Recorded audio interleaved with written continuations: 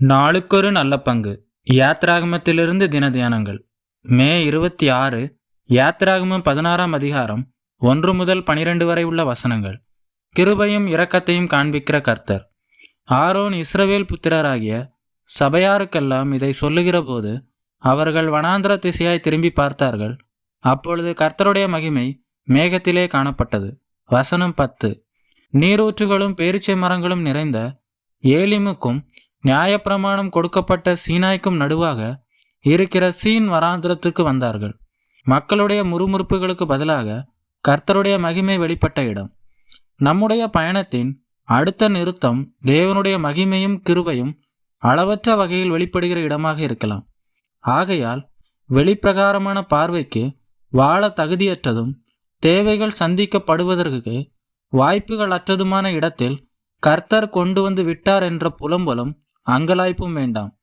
இது நம்முடைய உள்ளான விசுவாசம் சோதிக்கப்படுகிற இடமாக இருக்கிறது. ஆகவே நாம் மகிழ்வுடன் அனைத்தையும் ஏற்றுக்கொள்வோம். அவிவிசுவாசிகளைப் போல எண்ணத்தை உண்போம், எண்ணத்தை கொடுப்போம் என்ற இஸ்ரவேல் புத்திரர் முறுமுறுத்தார்கள். நமக்கு இன்னது தேவை என்று அறிந்தவரே இப்படியான ஒரு இடத்திற்கு நம்மை அழைத்து வந்திருக்கிறார். நாங்கள் எகிப்திலே நலமாய் இருந்தோம் என்று சொல்வது அவர்களுடைய பழைய சுபாவம் அவர்களோட ஒட்டி கொண்டிருக்கிறது என்பதை வெளிப்படுத்துகிறது. கர்த்தர் நம்மை கொண்டு வந்த புதிய இடத்தில் பழைய வாழ்க்கைகளின் பெருமைகளை பேசுகிறோம்.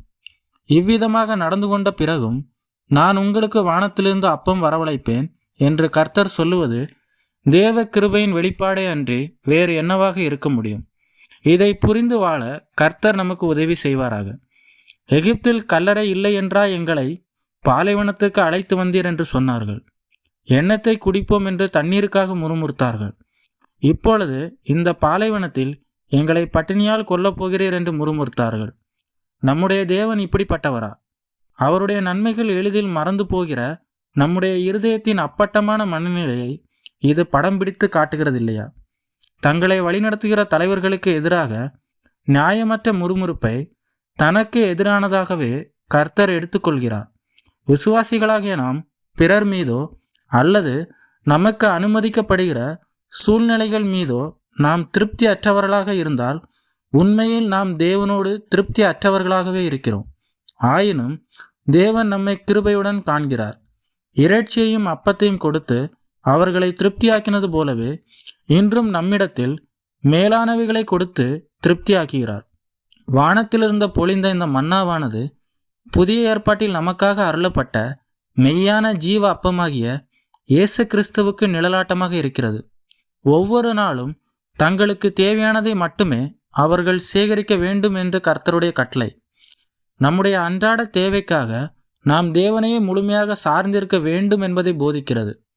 நேற்றைய ஆவிக்குரிய அனுபவங்களும் கிருபையும் இன்றைய சவால்களுக்கு போதுமானதல்ல.